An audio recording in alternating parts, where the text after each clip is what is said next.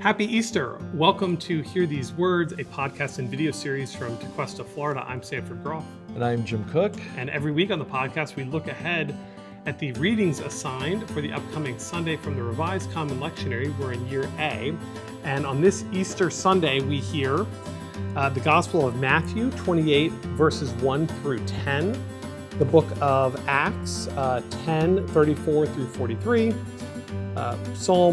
portions of Psalm 118, 1 through 2, and 14 through 24, and then Colossians, a short reading from Colossians 3, 1 through 4. Well,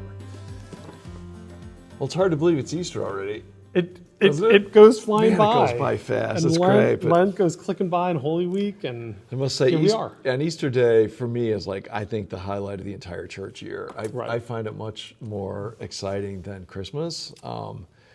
But although I love Christmas, Right. I think Easter is like the core of who we are as Christians. Right. And Right. it's such a great celebratory day, and it's not as overloaded with other cultural things around it. You Right. know what I mean? Like Christmas is complicated, or it's big and broad and all kinds of different points of entry. Yeah. But Easter's like Easter. Easter's Easter. It's the resurrection of Jesus Christ from Right. the dead. You can't change that, you know? So I love it. I love Right. Easter Day. I love Easter morning in churches. It's so fun. And I also think the church gives us a nice long runway to prepare. So Lent being 40 days, and then Holy Week is a whole week worth of kind of, dramatic action Yep. that we get to participate in, Yep. helps us to prepare and then receive with great joy that Easter Sunday. it is. It's great. Yeah. And Easter's, again, the church gives us that long season of Easter too, right? Yes, To celebrate. 50 days.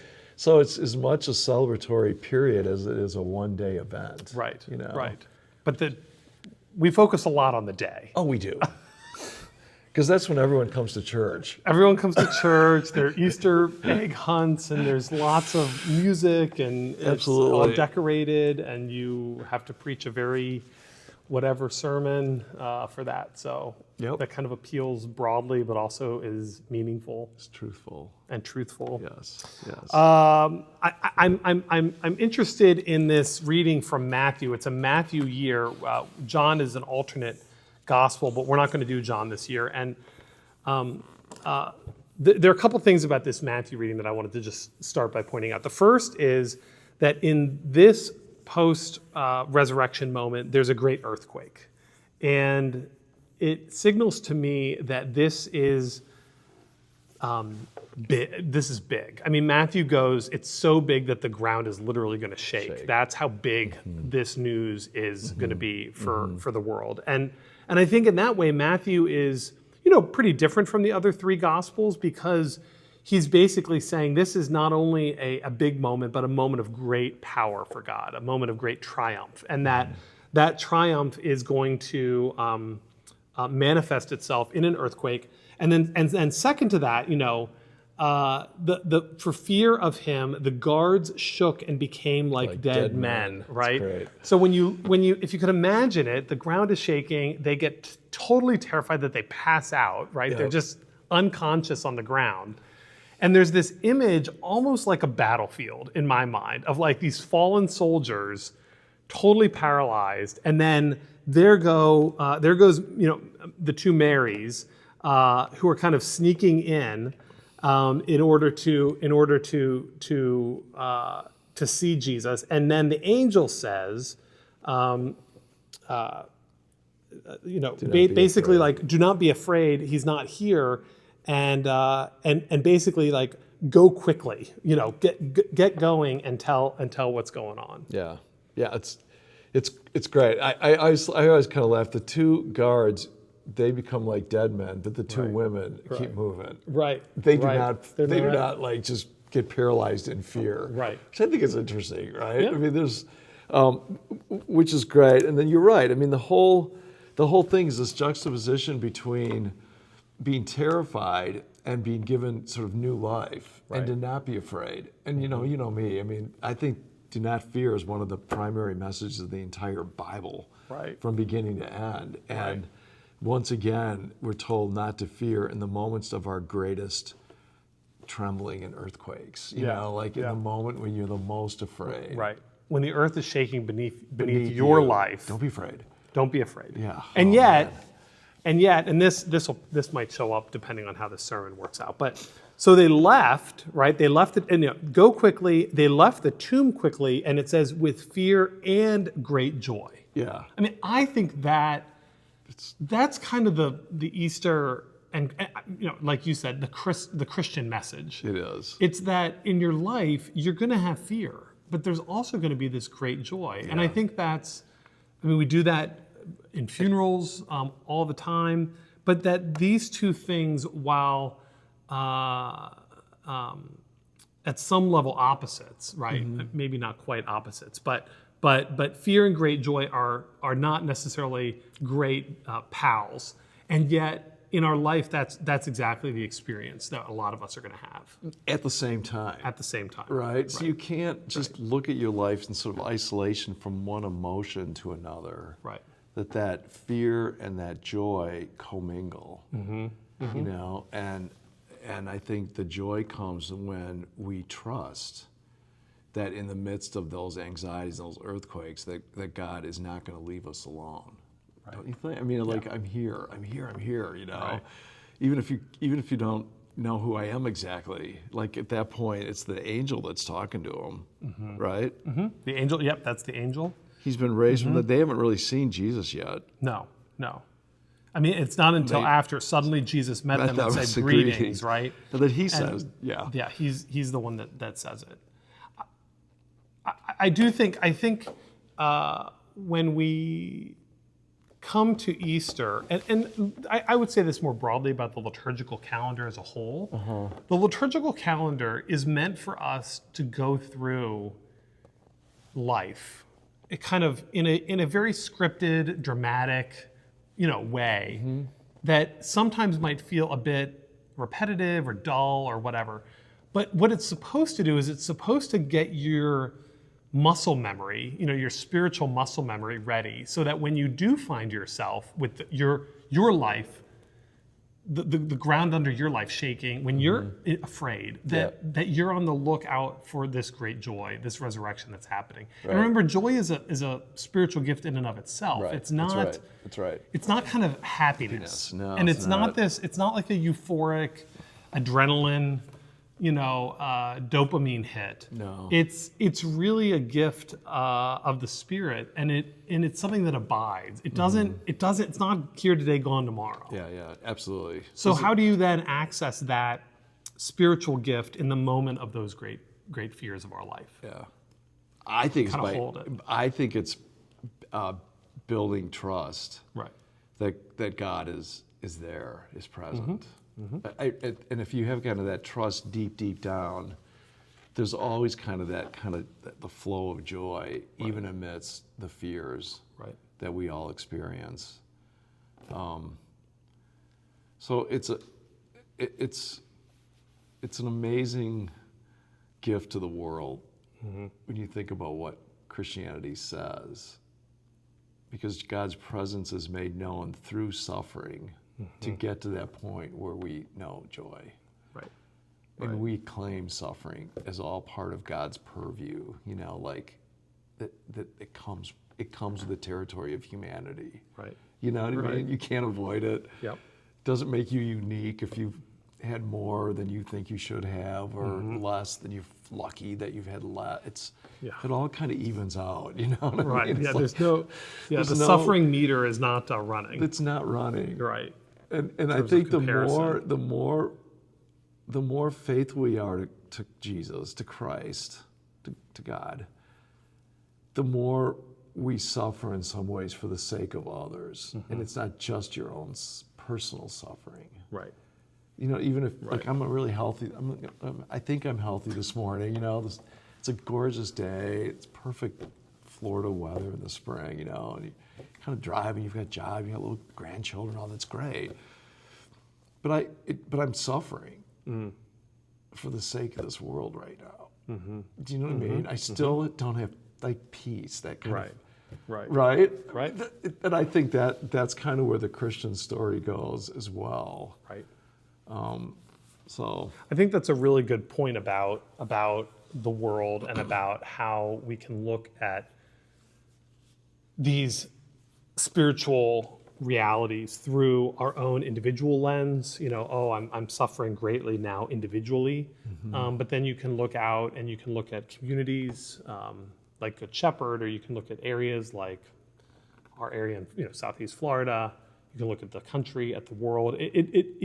How we look, there's gonna be opportunity to find that, and I think the Christian invitation, the Easter invitation, is to say, yes, I can enter into that. Spiritually, we would say through prayer, through relationship, through giving.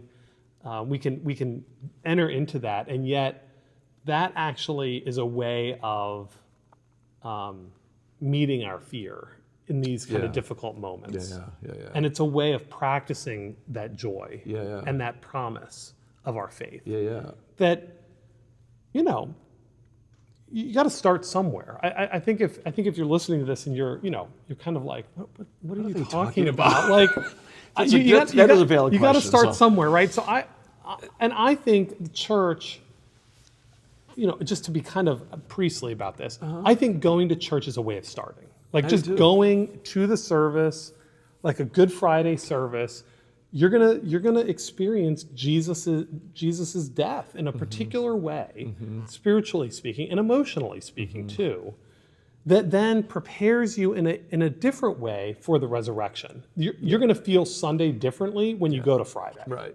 Or even if you go to Palm Sunday, and you go through the dramatic reading.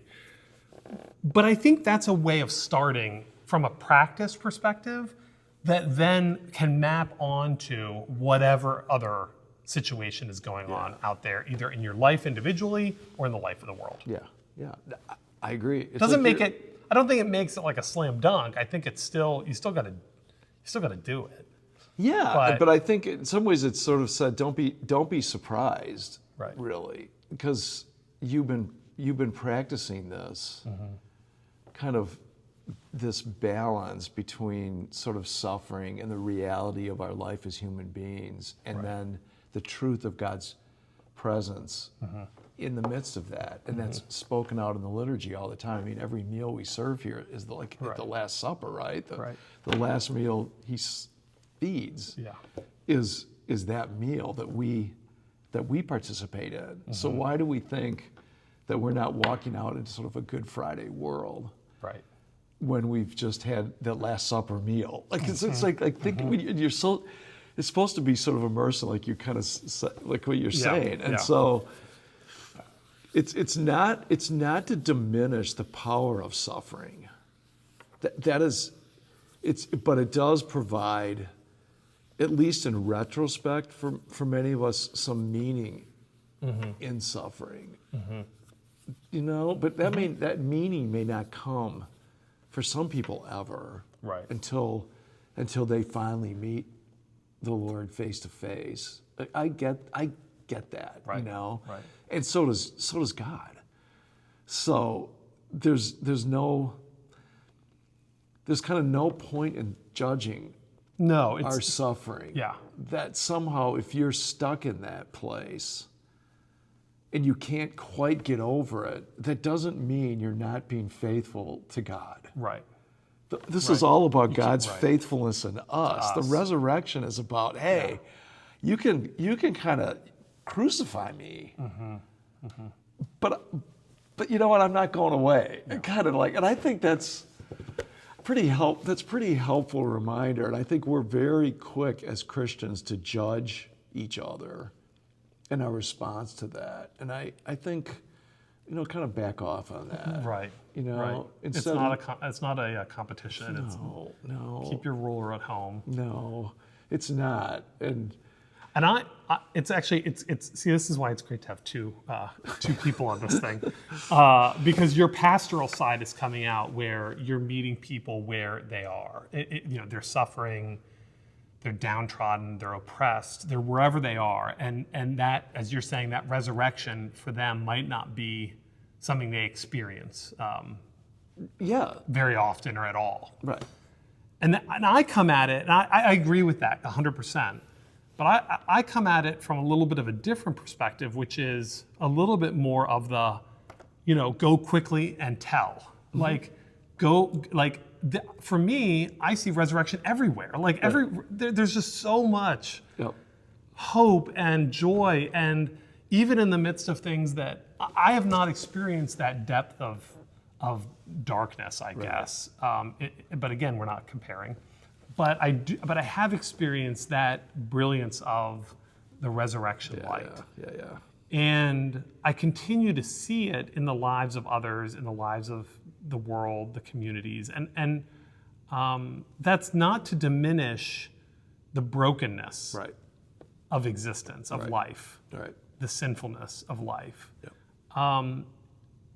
But for me, I'm kind of like, I don't know, like I'm kind of maybe a naive cheerleader or something like this for Easter. Like, I am too. I mean, it's right there. Like, it is. It's written. Look, I'm looking out the window right now. I mean, like, I honestly believe that resurrection is written into creation from the start. We live in a resurrected life, you know?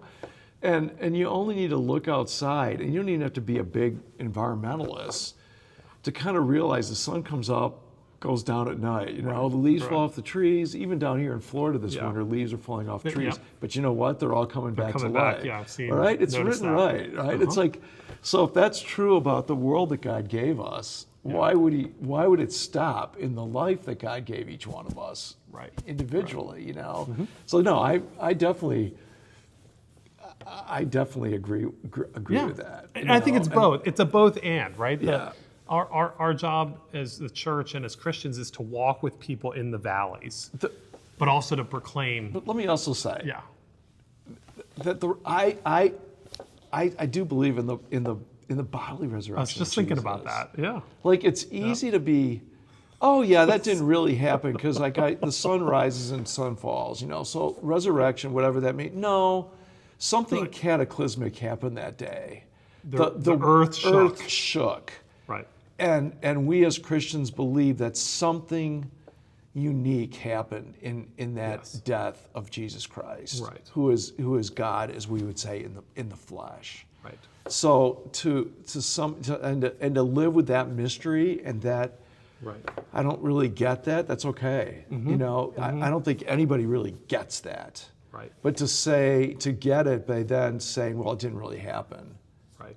Is not the faith that I know. And you're making a distinction that you're walking a line here to kind of in the history of interpretation, especially around the last 150 years, biblical interpretation.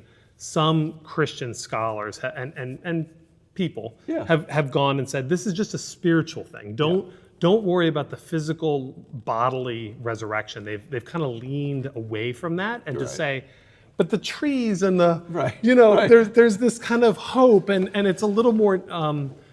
I'm trying to give them a charitable read. This is a metaphorical experience, right? Spiritual experience. It's not really a physical experience.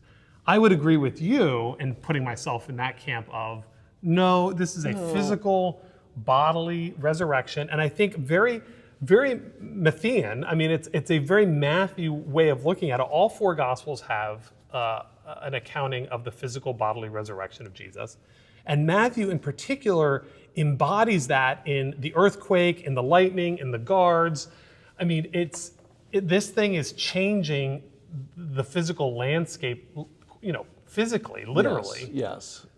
And so he's saying Jesus has died, full stop. Yep. And now he's alive. Yes. Full stop. Yeah. And that's not just something that we can spiritualize away, at least that's my reading. But I will say this, just as the rector and Episcopal priest. Yes. But we also have space for people who might have a much harder time with that. Yeah, absolutely. We're not. But everyone's got to kind of figure that out for themselves. But if we're going to sit and proclaim every single Sunday that we believe in the bodily resurrection, in the creeds, right? And you and I are priests in the church who are leading folks into the truth of our faith, you should be concerned. Right. If you're not thinking that we don't believe in that. Right. That's a problem. I think. And so that doesn't mean, again, we're not judging your belief over another. I'm just telling you that I do believe this. So call me a, you know, I don't care what you call me, but I do believe it. But that again is like sort of judging your suffering. It's like judging your belief. Right. Kind of like, stop doing that with each other. That's not, you know, that's not the point. No, that's not the point.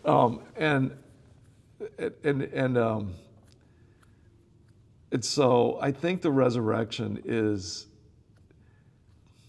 it's not just about what happens when we're dead, when we die. I believe in the resurrection. How, I don't know. And I'm not smart enough to have new theories and philosophies about it, you know? But I believe, so therefore my life has changed. Right. It's been transformed. And so I try to lead a more resurrected life. I do, kind of what you're saying, we do lead sort of resurrected lives now. Yes. Because I trust in this. Right. You know what I mean? It changes me now in the life I'm having, so that I'm able to hopefully see the world and see other people with sort of the eyes of Christ. Does that make sense? So sort of get off the ruminations about, oh, he didn't really rise from the dead, or he did or did. I don't know. All I know is what I've gotten from Scripture, and I trust this. Right. And I trust those first women who did not fall over like dead men. I'll say in my own, the gift of faith that God has given to me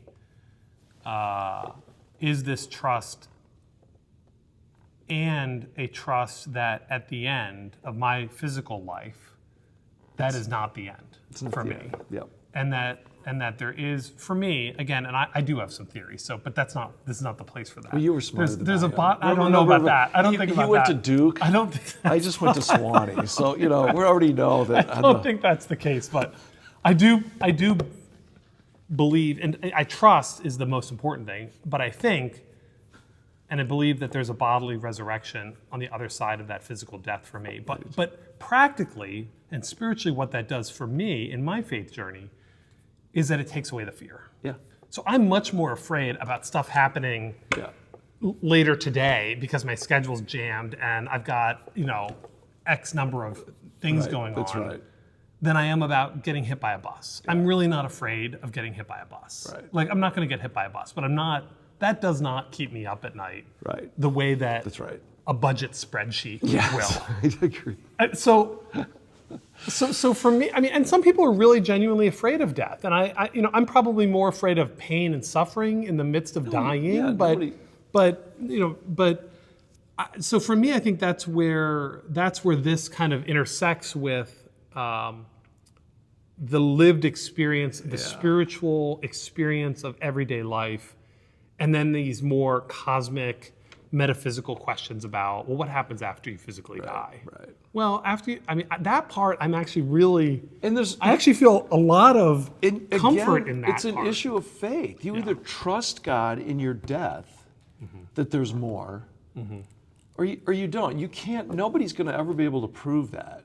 Right. Nobody. Right. Except God, who comes back by raising Jesus. Right. Done. What more do you want me to do for you people? You know, it's kind of what I feel like. God is like, I've kind of done everything to help you not be afraid. So then for me, again, my own faith journey, how then do I take the fears of this day and allow that hope that I have in the eternal joy and the joy in the eternal kind of trickle down into this particular moment where at this time today, I'm going to have a hard meeting that I'm nervous about, or whatever. Or whatever it is. Whatever it is. Right. Because if I can be hopeful about my heart stopping, this is kind of small potatoes. These are small potatoes. You know? But this is not. That's not a method for everyone. I think some, as you said very pastorally, there are some people going through things for which that is suffering that we can't even imagine. But for me, my suffering I can imagine, and it's actually pretty small potatoes at the end of the day. And so, step step forward in faith and trust that Jesus is right there with you. If Jesus is in the wilderness, Jesus is going to be on this side of the grave too. Yeah. Good. It's hard. It's great. So if that Does it get old? If that doesn't clear everything up for y'all, then you haven't been listening carefully because we made a very straight line. But I think mysteries of thousands of years old. Don't you think faith in this walk with Christ is like that? Mm-hmm. And I don't think everything gets just sewn up neat and clean. No. Except for me, it's ultimately trust, faith that God is who God reveals God's self to be through Jesus Christ. I happen to trust that pretty much wholeheartely, completely, without like, I'm sorry, I just don't have any real doubts about that. But like we're saying, putting that onto life's experiences as human beings, it's really hard sometimes to not have that shaken, or to see and to shake your head and go, what is going on? Why is my 1-year-old son suffering the way he's suffering? Mm-hmm. Where is God? Right? But Scripture is full of humans who have done and said and asked the exact same questions. And the answer is always, do not be afraid. Right. It's always the same. Do not be afraid, and find great joy somewhere in there, because I'm with you. Right. And I'm going to be with you here and there. Right. So with my tears. Your tears are back. Yeah. Well, we're in church today. It's good. It's a good place to have them. But that's also why we come back every year. Yeah. I mean, every year, because the last 364 days have had their own twists and turns, and maybe it's been an easy year for some people. Maybe this has been a year unlike any year you've had before. Yeah. And that's why we return time and time again to, this great. It is a great mystery, but it is a mystery that is imbued with so much joy and hope and love. Yeah. That maybe this is a year that you're able to belt out Jesus Christ is risen today, and you're right there with the priests, right? That's right. Or maybe it's a year where you can barely sing at all. Yeah. But someone's going to be sitting next to you who can hold you in that song. That's right. And I think that's why this is not it's not an individual game. I mean, it is not about Sanford and Jesus, doing their thing. Yeah. It's about us. It's about all of us kind of holding each other up. Yeah. Physically sometimes, but mostly kind of metaphorically. It is interesting when you say that too, that Jesus throughout the Gospels is always telling the disciples, don't tell anybody about this. Mm-hmm. But the first thing he says when he comes out of is go tell. Yeah. It's great, isn't it? Go tell. I just thought about that when you were saying that. Yeah, go tell. It's great. Quickly now, go tell. Speaking of which, I think we're about out of time. Done. Yeah, we're done. Beat that. Well, happy Easter. Alleluia. Christ is risen. The Lord is risen today. Indeed. Alleluia. Thanks for joining us, and we hope that you now feel a little more prepared to hear these words. See you soon.